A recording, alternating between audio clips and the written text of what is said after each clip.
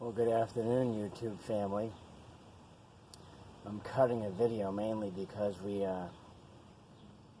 this summer season, we had an unfortunate occurrence with the GT Lola, which is my daughter's bike.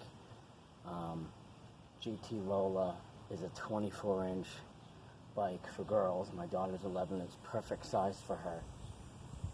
We had an unfortunate occurrence with the GT Lola where, and this is ironic because for years we always trusted these rubber clamps to hold the bikes on, and we've even had the bikes loaded even more than this.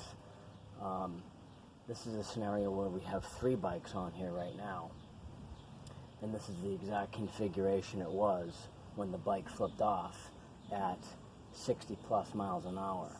And not only did it fall off once, it fell off twice within about a 20-minute period, which again was so ironic because the bike rack itself is probably 8 or 9 years old, and we've been using the bike rack plenty of times. And originally when we bought it because we had outgrown our previous one.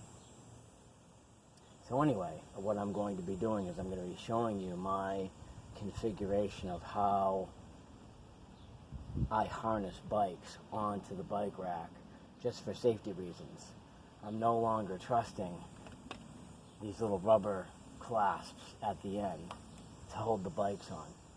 So what I've done is I've worked up a way with a configuration with ratchet straps.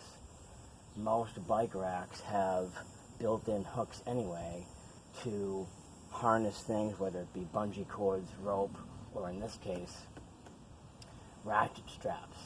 So what I'm actually doing here is I've run some straps through. Let me move the camera. Let me show you the back side real quick.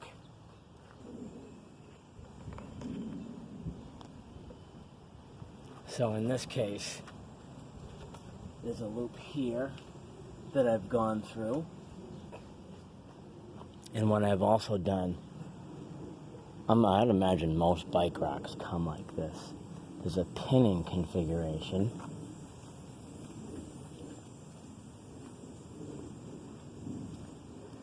On the pin configuration, and what these pins are, all they are is they're an extension of the rod that goes all the way through that holds the bikes.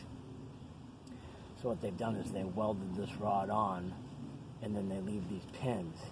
And what I'm doing in this case is I'm running the ratchet strap within the pins.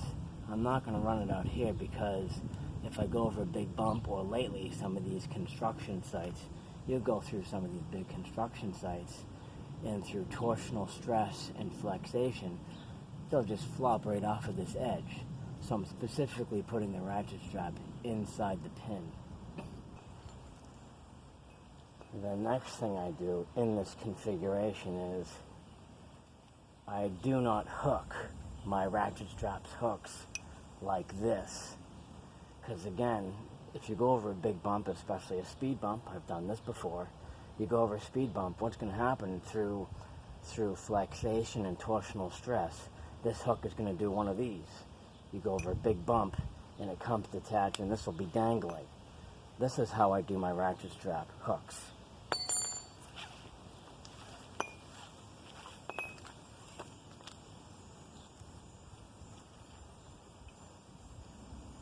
I do not go like this, hook to hook.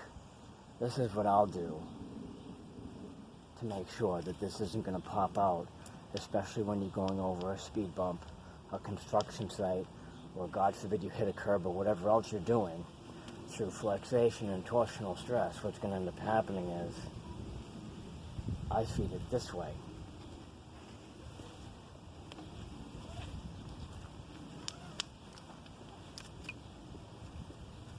In this configuration, your hook is never going to come out because the size of the hook is identical.